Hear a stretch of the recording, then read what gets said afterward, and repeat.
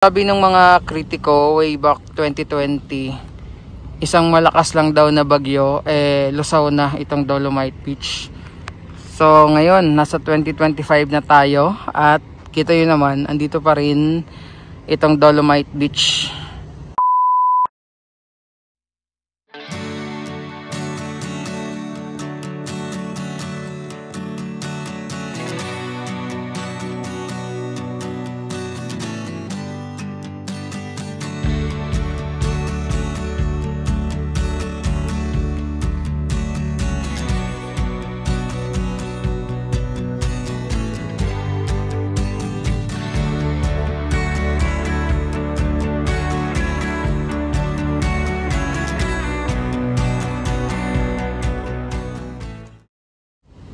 So sabi ng mga kritiko way back 2020, isang malakas lang daw na bagyo, lusaw na itong Dolomite Beach.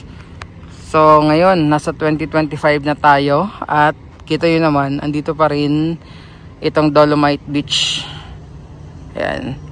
So yes po, magandang araw and welcome muli sa ating video today. Ngayon po ay araw ng Miyerkules natin, alas 2 ng hapon. Ayan, medyo maaraw na makulimlim today dito. Pero bago yan, pakita ko muna sa inyo, no, dahil bukas nga ay kapistahan ng Poon ng Itim na Nazareno. So dumaan tayo kanina sa Quiapo at ito yung ilan sa mga clips na nakuha natin po doon sa may Quiapo area. Okay, so andito tayo sa paligid ng Quiapo Church one day before ang kapistahan po ng Itim na Nazareno. Ang oras natin 1:00 ng hapon, January 8. Ayan yung Quiapo Church.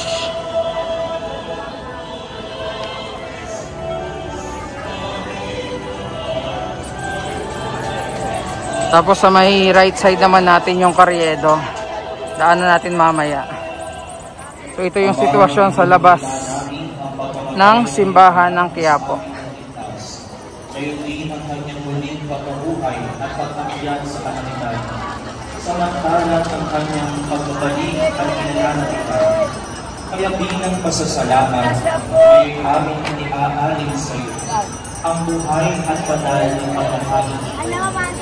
Kung kayo mo ang kabuhay ng simbahan. Tapos ito naman yung Carriedo. Lakad tayo.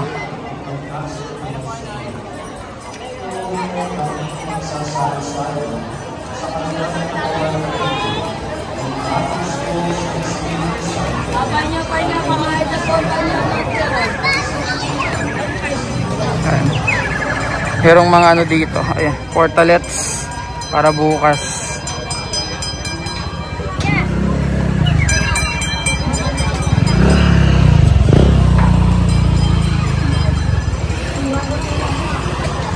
So ito po yung kahabaan ng Carriedo today, no?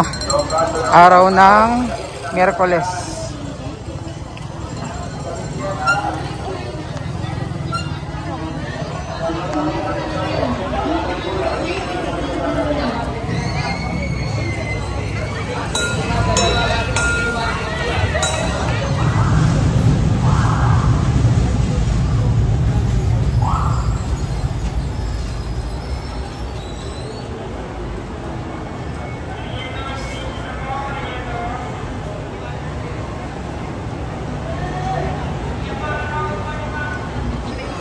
Ito naman yung sa may Hidalgo Street. And tumbok natin ito ay harap na harap po ng Quiapo Church. Tingnan natin yung dami ng tao doon.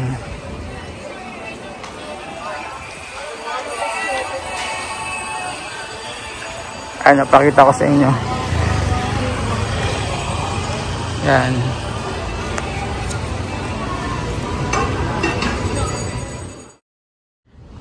So ito nga, balik tayo dito sa Dolomite Beach ngayong Wednesday afternoon. Bukas sarado, no? Thursday, maintenance day.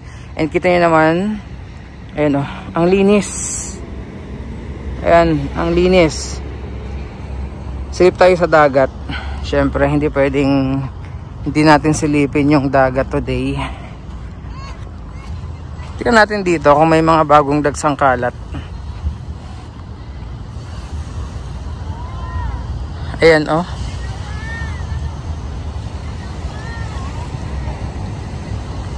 So far so good, wala masyadong kalat.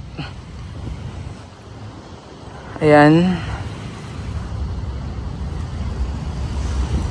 So almost 5 years na pala itong Dolomite Beach na sinasabihan nila noon na malulusaw lang, mawawash out lang, and sayang lang daw dahil mawawala lang daw sa isang bagyo and wala daw pakinabang. Pero ayan, nasa 2025 na tayo and tingnan nyo naman po. So ito yung mga tao ngayon dito sa loob. Ayan, wala masyado, siguro later pa no, mga bandang uwian.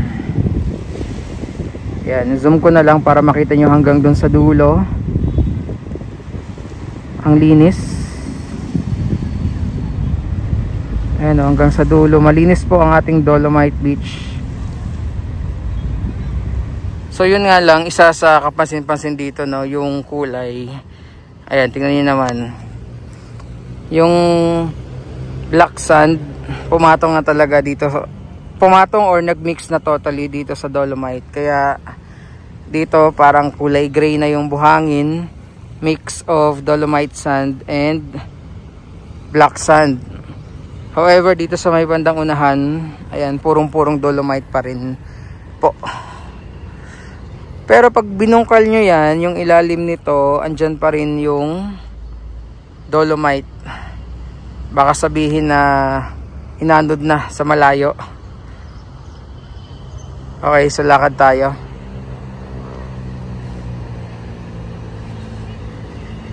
Yan, mainit na.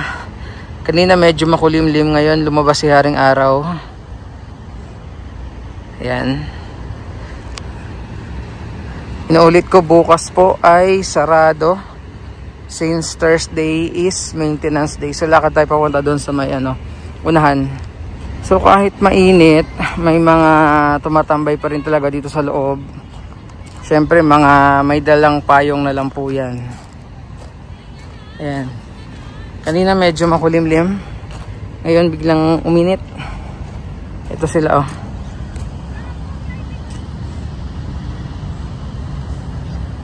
Ayan, so nagsabing walang pakinabang itong Dolomite Beach. Yan ba yung mukhang walang pakinabang? So sa nagsabing sayang, ayan, ano po yung masasabi nyo? Sayang. O mga estudyante nga ito, nagmamasyal dito ngayong hapon.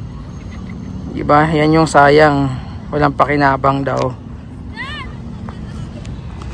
Okay, punta tayo dito sa may bandang phase 2. So kanina pa tayo naglalakad dito and kita nyo ang linis. Maintain yung kalinisan. Again, kudos sa ating mga warriors dito, no? Yung ating mga Manila Bay Warriors. So hanggang dun sa dulo, kasi from here natatanaw din natin na hanggang dun sa dulo po. Ayan, pakita ko, zoom ko na lang kasi medyo malayo yung lalakarin natin at mainit.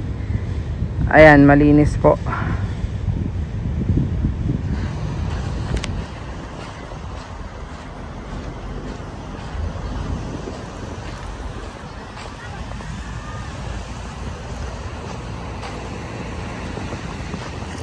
So dito rin mix of black sand and Dolomite na rin yung itsura ng buhangin dito, lalo pag maalon. Yan oh. Ganon din yung Dolomite pebbles.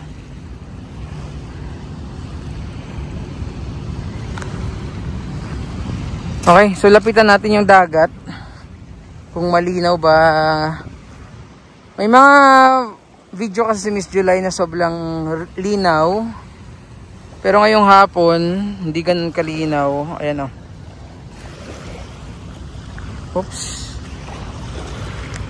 So merong mga ganito. Ayan. Maraming ganito ngayong hapon. Ito. Ayan po.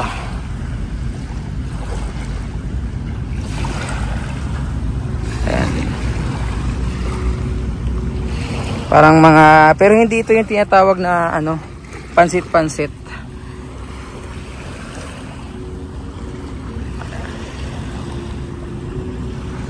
With regards po sa public restroom dito, sa mga nagtatanong kung bukas na, nagagamit na, I think hindi pa rin po, no. Ayan siya. So wala tayong update kung bakit until now, or wala tayong balita. For the meantime, may mga portalets pa rin dyan. So at dahil sobrang init na, pero maulap, pero mainit.